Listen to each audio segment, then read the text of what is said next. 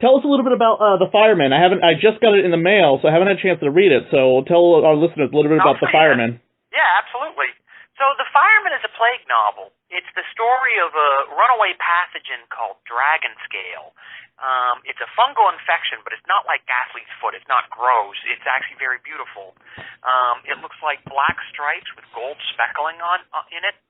And so it's very beautiful, very tattoo-like. But if you feel stress, if you feel anxiety, it starts to smoke. And if you can't control your fear, you burst into flames and die of spontaneous combustion. So this stuff is everywhere, and it's burning down hospitals. Neighborhoods are going up in smoke. And in the midst of this international crisis, a young woman named Harper Willows comes up both pregnant and infected. And she's a nurse, and she's done a lot of the medical reading. And she knows if she can survive long enough, she can probably deliver a healthy baby. And so she resolves to try to stay alive long enough to deliver. And that's the story. I heard it's been picked up by Fox to be made into a movie. Yeah, and they signed Louis Leterrier to direct. Louis directed a great film about magic called Now You See Me that starred Jesse Eisenberg and Woody Harrelson. And he also did The Incredible Hulk, which is the good Hulk movie, not the weird Ang Lee Hulk movie that nobody liked. The Hulk movie that's actually in the continuity of the Avenger films. Yes, that's right. The MCU. I'll tell you something funny. So I'm a comic book guy. We met at Boston Comic Con. Yeah, you do that funny book called Locke and Key, filled with hilarious stories. Key, that's right. I'm not so funny book. I love comics, and I'm a comic book writer by nature. I was successful as a comic book writer before I was a novelist. In some ways, The Fireman is a reaction to the MCU and the Marvel, the whole Marvel Cinematic Universe, which I love so much. I mean, those are amazing movies. The newest one, Civil War, is the best one of all of them. But the MCU does have some flaws, and one of the problems with those films is no female characters. There's Black Widow, who has to represent every single woman in the world, and she is like every superhero's love interest. And the result is she has this kind of formless, mushy character that doesn't mean anything to anyone. And I find that, even though I love those movies, and I do dearly love them, but I find that a little bit disappointing. And so one of the things I was doing in The Fireman was I wanted to do a kind of superhero story, which it sort of is, oddly. But I wanted to present a broad range of female characters. So you have Harper as the heroine.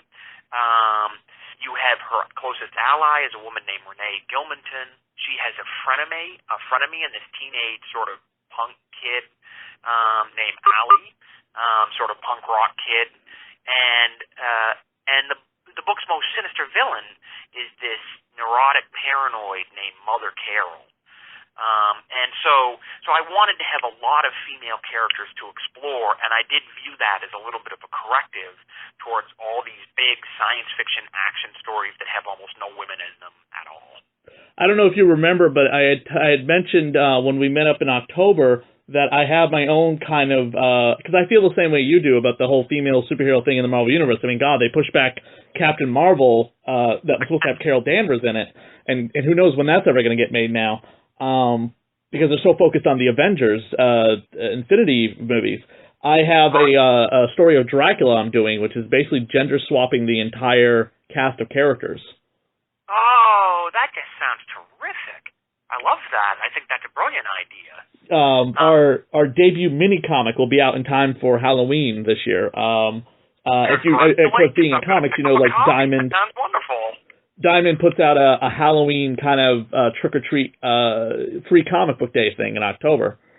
I love that. I think that's completely terrific. I also want to say that the MCU has done better on the level of television. Yes. S.H.I.E.L.D. has a female lead. Agent Carter, which just got canceled, was terrific. But hold on, you can catch Agent Carter's continuing adventures in Civil War, right?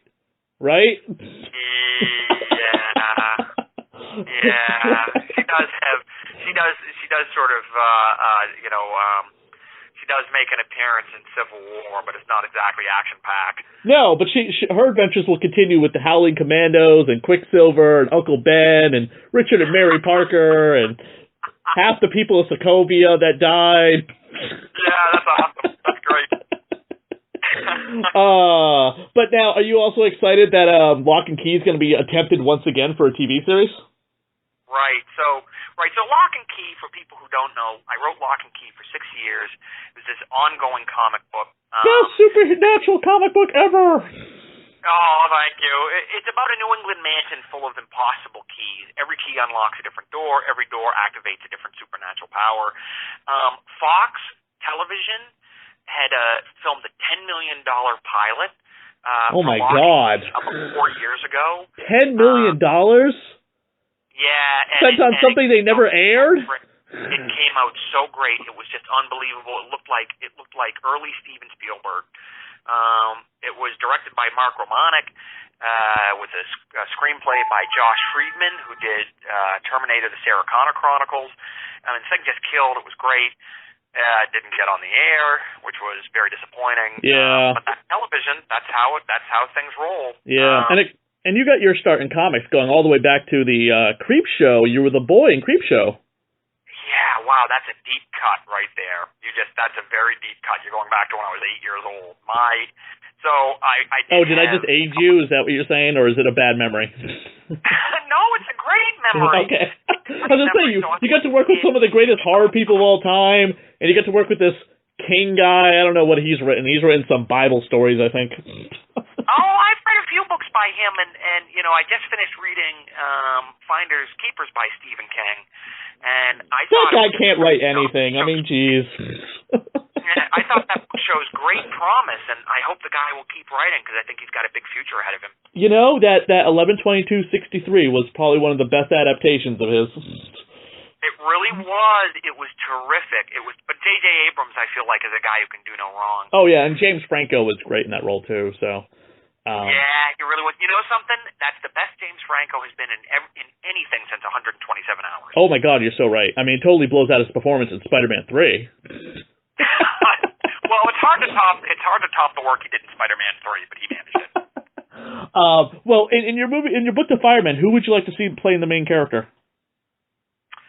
Well, I don't like to play the casting game exactly because it probably is going to be a film, and you don't want to feel like it has to be this person.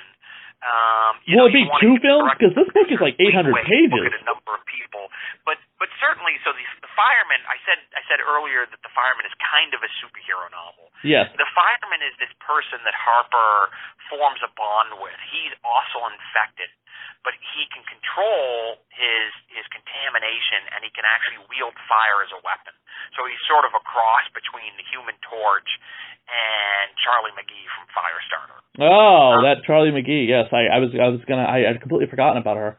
Yeah, and he's an Englishman, and I will say at this current moment in pop culture history, there is just a huge buffet table of English actors that you could pick from. Yeah. You've got. Hi, sorry for the interruption. This is Carrie, the producer. We actually have to move on to our next interview. Sorry about that, Chris. Okay. Oh, goodness. Just when we're having fun. Yeah. All right, Joe. Well, I really do appreciate you coming on the show and talking. I'll tweet you out over Twitter. Okay. Thanks, Chris. Thanks so much. I enjoyed talking to you. Thank you very much. Bye. Bye.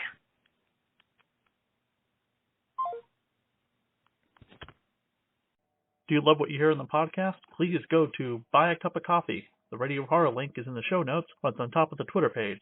Or you can just go to buymeacupofcoffee.com/Radio of Horror, and you can help support the other podcasts here on the Radio of Horror Network. Donations go towards cloud service and new equipment. Thank you.